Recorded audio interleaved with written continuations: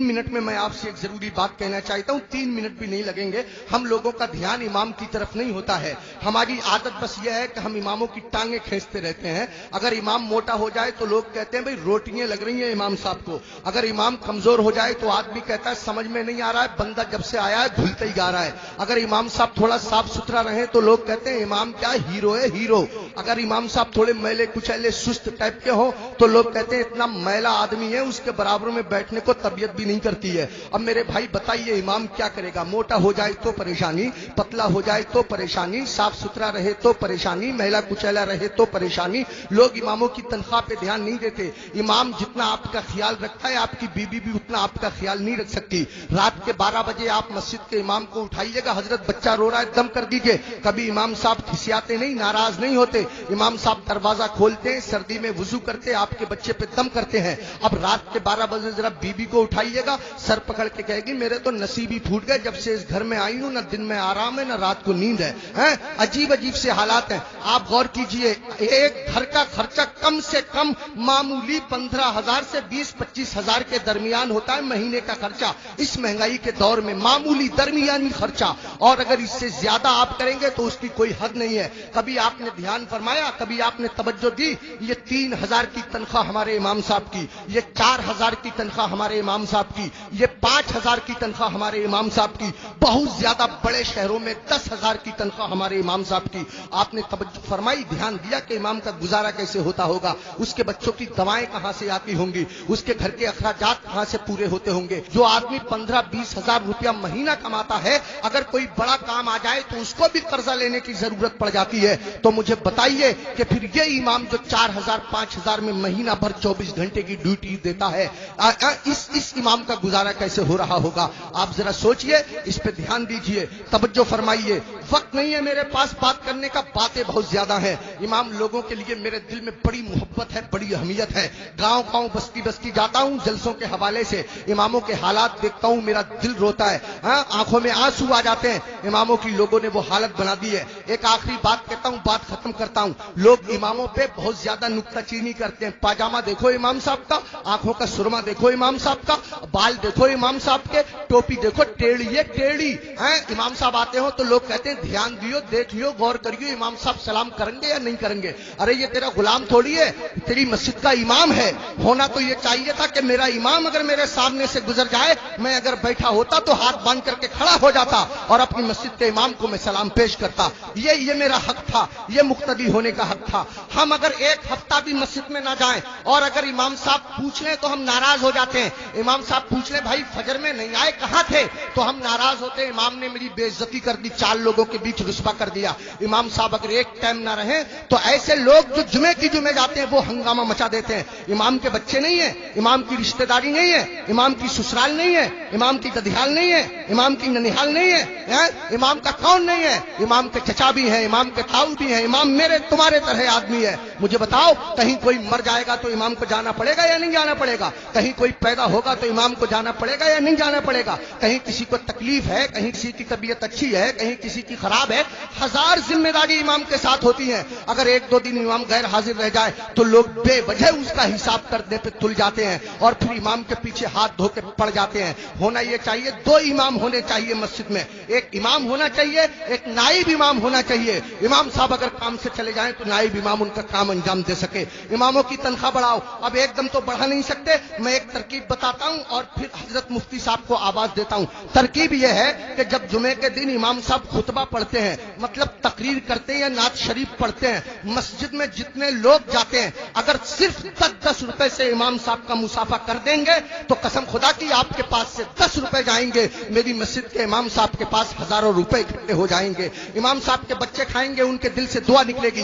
देखो अगर इमामों की तनख्वाह कम होती है तो नमाजें खराब होती हैं। आप कहेंगे कैसे? मैं बताता हूं आपको। इमाम साहब की तनख्वाह 4,000, बीबी की दवा चल रही है 3,000 रुपया महीना की, 100 रुपया रोज उसकी बीबी की दवा चलती है। अब कितने रुपए बच्चे उसके पास? 1,000। उसमें गैस सिलेंडर भी है, उसमें तेल भी है, उसमें नमक मिर्च भी है, उसमें दालचीनी पत्ती भी है, सब दुनिया भर के खर्चे। आप गौर कीजिए, अब इमाम साहब मस्जिद के मुसल्ले पे खड़े हैं, نیت باندھے ہوئے نماز کی، اب پڑھ رہے ہیں سبحانک اللہم و بحمدک و تبارک اسمک و تعالی جدک ولا الہ غیرک۔ اب سبحانہ جب ختم ہوا تو امام صاحب من من میں سوچ رہے ہیں یار کوئی مر بھی تو نہیں رہا ہے، 40واں ہو جاتا کچھ روپے ملتے خرچہ چل جاتا، یار کسی کی شادی بھی تو نہیں ہو رہی ہے نکاح پڑھانے کے لیے مل جاتا۔ امام صاحب کھڑے ہیں مصلی پہ سوچ رہے ہیں پڑھ رہے ہیں 40واں، کھڑے ہیں مصلی پہ پڑھا رہے ہیں نکاح۔ قسم خدا کی اگر تم لوگوں نے اپنے امام کی تنخواہیں معقول رکھی ہوتی تو تمہارا امام جہاں ہوتا امام کی نیت بھی وہی ہوتی، تمہارا امام جہاں ہوتا امام کا دل بھی وہی ہوتا،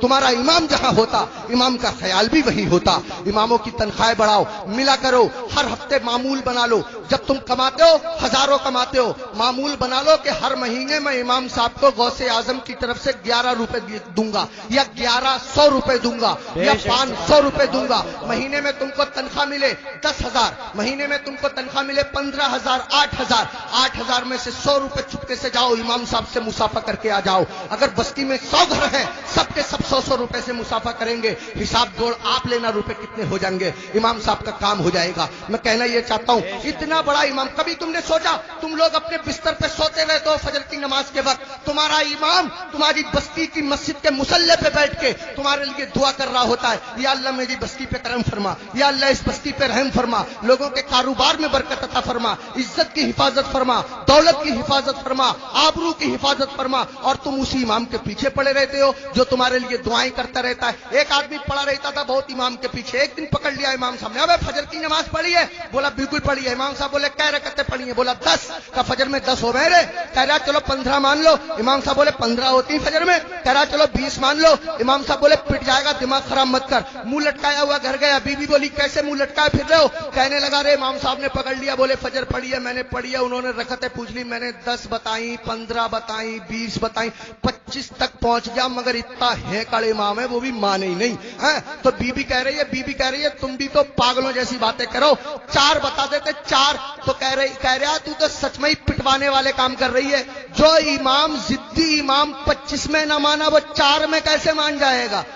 25 میں مانا نہیں 4 میں مان جائے گا، پٹوانے والے کام کر رہی ہے۔ اماموں کے قریب آؤ، اماموں کا خیال رکھو، جب کھانا کھانے بیٹھا کرو امام کو فون کر لیا کرو، حضرت کھانا کھایا نہیں کھایا، آیا نہیں آیا، اگر آیا تو کیا آیا، اگر تمہارے گھر کوئی اچھی چیز بنا کرے امام کو پہنچا دیا کرو، امام کا خیال رکھا کرو۔ بال کاٹنے کی دکان ہے امام سے بال ترشوانے کے پیسے مت لیا کرو، کپڑے سلنے کی دکان ہے امام کے کپڑے فری سل دیا کرو۔ پوری بستی کا ایک امام ہے، کیا نہیں ہو سکتا؟ مشکل کام نہیں ہے، مشکل کام نہیں ہے۔ ایک امام کے ساتھ اگر یہ رعایت کی جائے، کوشش کرو اپنی مسجد کے اماموں کو حج کراؤ، عمرے کے لیے بھیجو، سب مل کر کے کوشش کرو تو کوئی کر رہا کام نہیں ہے۔ میں نے بہت قیمتی وقت لے لیا، آپ سے بھی میں معافی چاہتا ہوں اور مفتی صاحب سے بھی میں معافی چاہتا ہوں، ممبر شریف پہ بیٹھے ہوئے تمام لوگوں سے میں معافی چاہتا ہوں۔ میرے دل کی تمنا تھی، میری آرزو تھی، اماموں کے بڑے برے حالات لوگوں نے بنا دیے، یہی وجہ ہے ہمارے 50% مولویوں نے اپنا کاروبار شروع کر دیا، امامتیں چھوڑ دی، اور اماموں کے ساتھ ایسے ہی رویہ رہا تو قسم خدا کی تم لوگوں کے بچوں کو اللہ و رسول کا نام سکھانے والے لوگ ملنا مشکل ہو جائیں گے،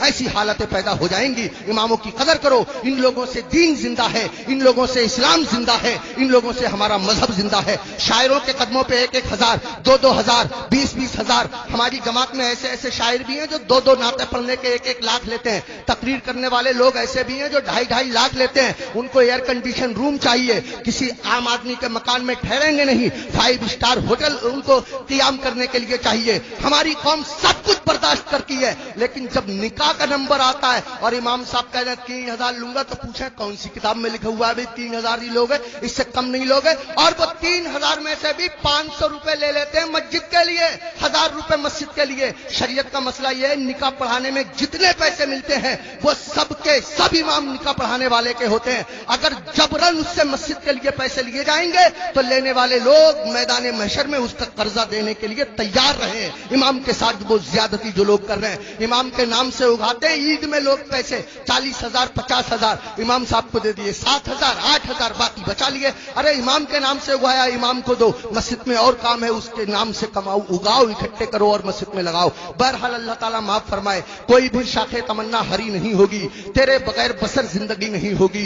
जो दूसरों को अंधेरे में देखना चाहे उसी के घर में कभी रोशनी नहीं होगी। मैं ये नहीं कहता कि नात पढ़ने वालों को मत दो, मैं ये नहीं कहता कि तकरीर करने वालों को मत दो। अगर इनको देना बंद कर दोगे तो हम लोगों के बच्चे कैसे पलेंगे? मैं कहता हूं इनको भी दो, मगर इनके साथ साथ अपने इमाम का भी ख्याल रखो। ये तो हफ्ते में एक बार मिलेंगे, साल में एक बार जब जलसा होगा, सुबह को आप मेरा फोन लगाइएगा, 2 बजे तक हम फोन बंद करके सो जाएंगे। आपका इमाम तो तीजे में काम आता है, आपका इमाम तो 10वें में काम आता है, आपका इमाम तो 20वें में काम आता है, आपका इमाम तो 40वें में काम आता है, ये छमाई में बरसी में काम आता है। ये वो इमाम है जो तुम्हारे बाप का निकाह पढ़ाता है, तब आदमी जायज तरीके से पैदा होता है। अगर इसने बाप का निकाह ना पढ़ाया होता तो आदमी दुनिया में पैदा होने के बाद किसी को मुंह दिखाने के काबिल न रहता। आज मैं इज्जत से खड़ा हुआ हूं, ये मेरे मस्जिद के इमाम साहब की बदौलत है, उन्होंने मेरे बाप का निकाह पढ़ा दिया था। आइए हजरात, अब बगैर किसी ताखीर के आप लोग चाहते हैं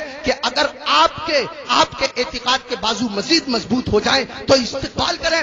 दिल्ली से तशरीफ लाए खतीब हजरत अल्लामा मुफ्ती मुस्तफा रजा खान साहिब क़िबला महमूदी मंजरी का वो मिंबर शरीफ पे बैठे हुए हैं।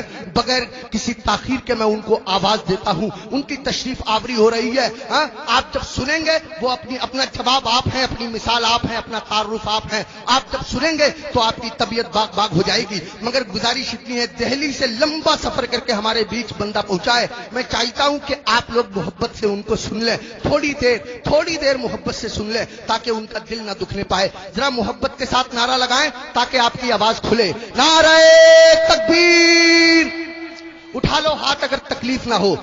मेरा ईमान कहता है, मेरा दिल कहता है, हाथ अगर अल्लाह और रसूल के नाम पे उठेंगे तो कभी आदमी अपाहिज नहीं होगा। जरा मोहब्बत के साथ, इस यकीन के साथ, नारे तकबीर, नारे रिसालत, मसलके आला हजरत, सरजमीने बरौर, हजरत अल्लामा मुस्तफा रजा महमूदी मंजरी देहलवी।